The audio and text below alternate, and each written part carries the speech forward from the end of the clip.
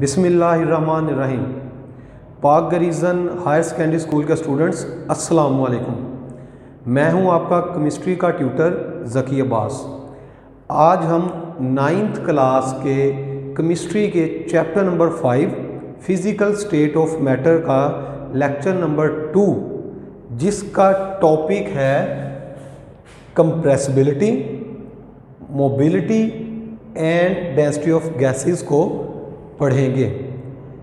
पिछले लेक्चर में हमने टिपिकल प्रॉपर्टीज़ ऑफ गैसेस के अंदर diffusion, effusion, pressure and standing atmospheric pressure पढ़ लिया है। कुछ प्रॉपर्टीज़ हमारी रह गई थी जिसको हम आज अपने लेक्चर में कंप्लीट करेंगे। तो हमारी जो प्रॉपर्टी है वो है कंप्रेसिबिलिटी। कंप्रेसिबिलिटी बच्चों क्या होता है? दबाव पजीरी, किसी चीज़ को दबाना, कंप्रेस्ड करना। तो बच्चों गैसेस जो होती हैं हमारे पास वो हाईली कंप्रेसिबल होती हैं। Gases are highly compressible. Gases को दबाया जा सकता है बहुत आसानी के साथ। अगर बेटा आप ये ड्राइंग देखें, फॉर एग्जांपल मेरे पास ये एक सिलेंडर है, इसके अंदर ये गैस मॉलिक्यूल्स हैं। अगर मैं कहूँ क्या मैं इन गैस मॉलिक्यूल्स को कंप्रेस कर सकता हूँ कि नहीं, तो बच्चे हम इनको कंप्रेस कर सकते हैं। अगर हम इसके ऊपर एक मूवेबल पिस्टन रखें और अगर इस मूवेबल पिस्टन के ऊपर मैं प्रेशर अप्लाई करूं तो ये गैसेस क्या हो जाएंगी? कंप्रेस हो जाएंगी। अब यहाँ पे क्वेश्चन आता है कि वाई गैसेस आर कंप्रेसिबल। तो बेटा अगर आप देखें इन गैसेस के दरमियान ये जो एम्प्टी स्पेसेस हैं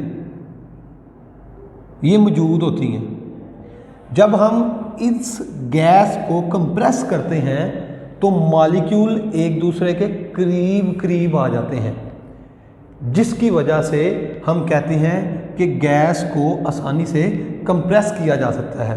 अगर मैं इस सिलेंडर को ए का नाम दे देता हूं जो कि अनकंप्रेस्ड फॉर्म में था, तो कंप्रेस्ड होने के बाद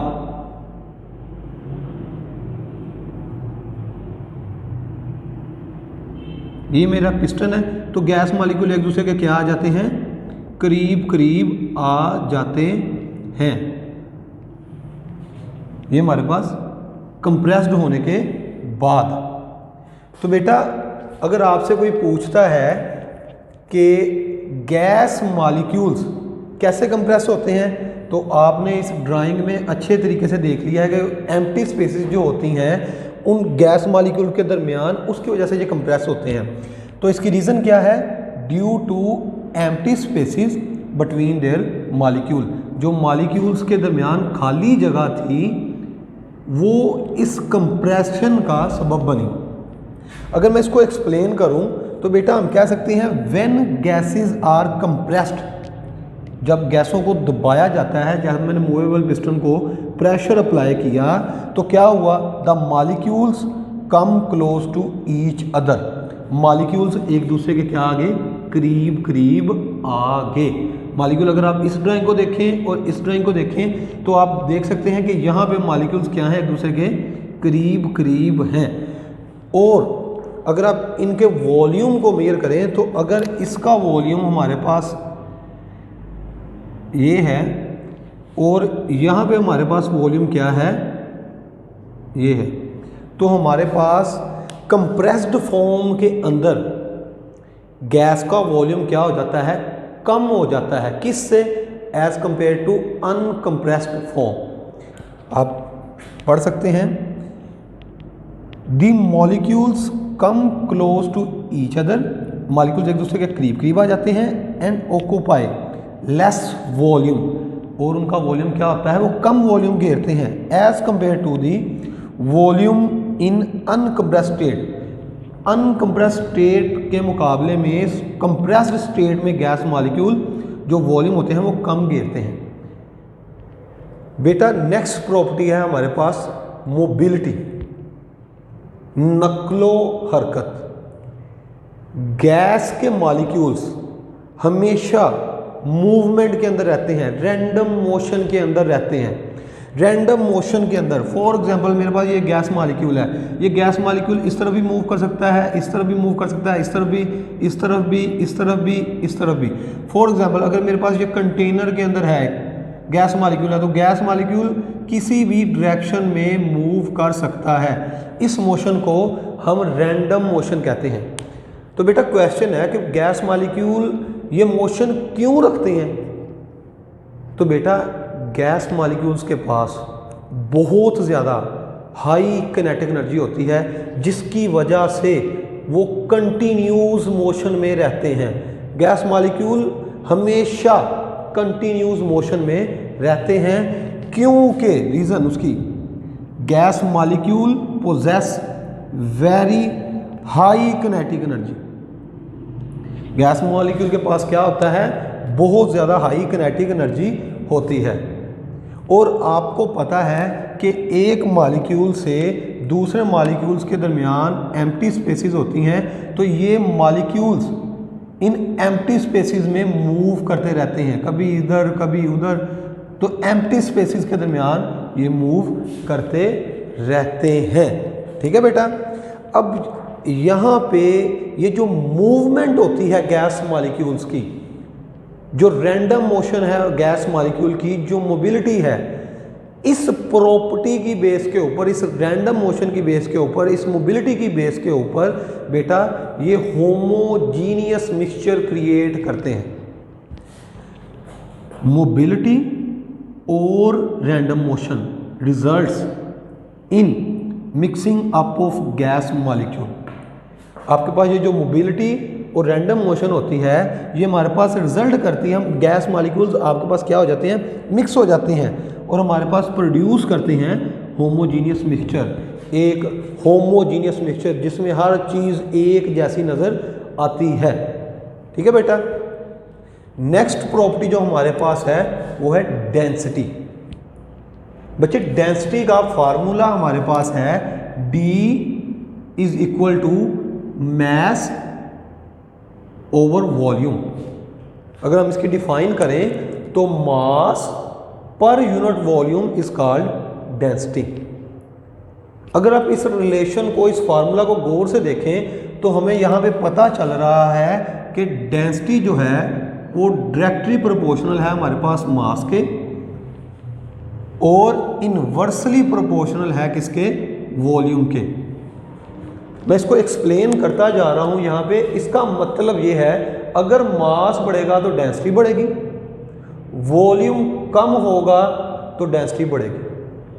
अगर इसके ऑपोजिट बात करूं, मास कम होगा तो डेंसिटी कम होगी, वॉल्यूम ज़्यादा होगा तो डेंसिटी क्या होगी? हमारे पास कम होगी। ठीक है बेटा। जो गैसेस हैं, क्योंकि हम सारी प्रॉपर्टीज गैसेस के बारे में डिस्कस कर रहे हैं, तो बेटा गैसेस की जो डेंसिटी होती है ना, वो बहुत कम होती है, बहुत ज़्यादा कम होती है as compare to solid and liquid. उसकी रीज़न क्या है?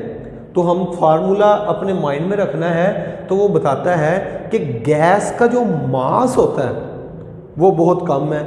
अगर मास कम होगा तो बेटे डेंसिटी क्या हो जाएगी? कम हो जाएगी। ठीक है।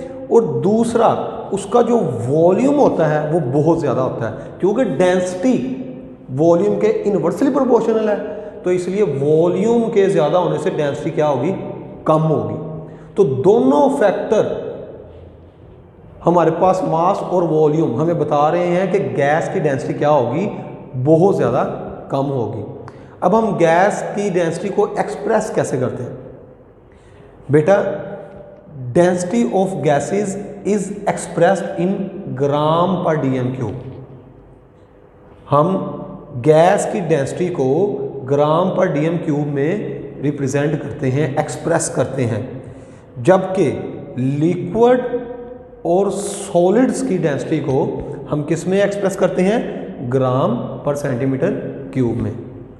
अगर हम यहाँ पे थोड़ा सा कंपेयर भी करते चलें डेंसिटी ऑफ गैसेस का और लिक्विड और सॉलिड का, तो बेटा ये हमारे पास मोस्टली एमसीक्यू आता है। आपसे कोई पूछ लेता है कि जी लिक्विड और सॉलिड की डेंसिटी गैस की डेंसिटी का क्या कंपेयर है, तो उसने हमें बताया है liquids and solids are 1000 times denser than gases. Liquid और सॉलिड की 1000 गुना डेंसिटी ज़्यादा होती है गैसेस से। या इसका दूसरा मायने ये है कि गैस की डेंसिटी 1000 गुना कम होती है सॉलिड और लिक्विड से। जैसा कि हमें पता है 1 डेसीमीटर क्यूब आपके पास इक्वल होता है 1000 सेंटीमीटर क्यूब के। तो बेटा हमने डेंसिटी भी पढ़ ली क्या है, हमने उसका फार्मूला भी पढ़ लिया, हमने उसकी रीज़न भी बता दी कि डेंसिटी क्यों कम है, उसको एक्सप्रेस कैसे करते हैं, और हमने कंपेयर भी कर लिया।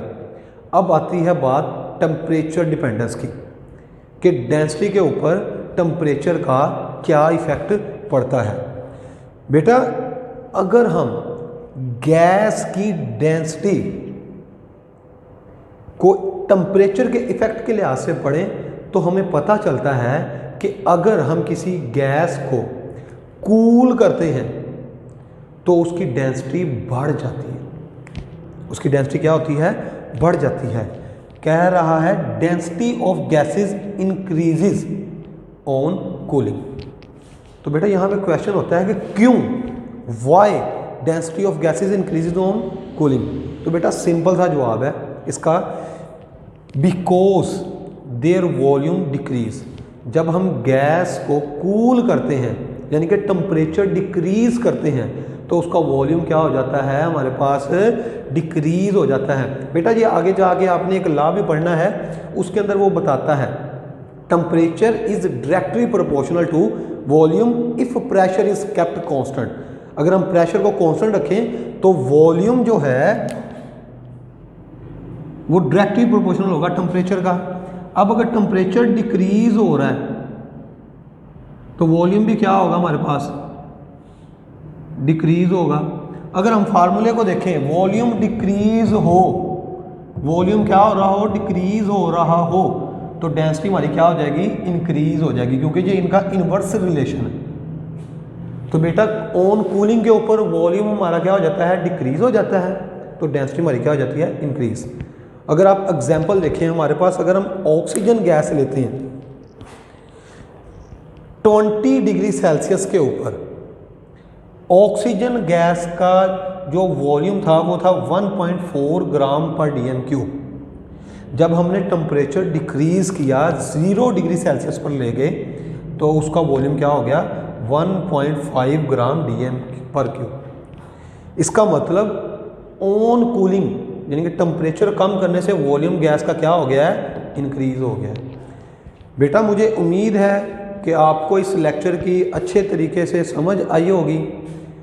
नेक्स्ट लेक्चर तक मैं आपसे इजाज़त मांगता हूँ। अल्लाह हाफिज़।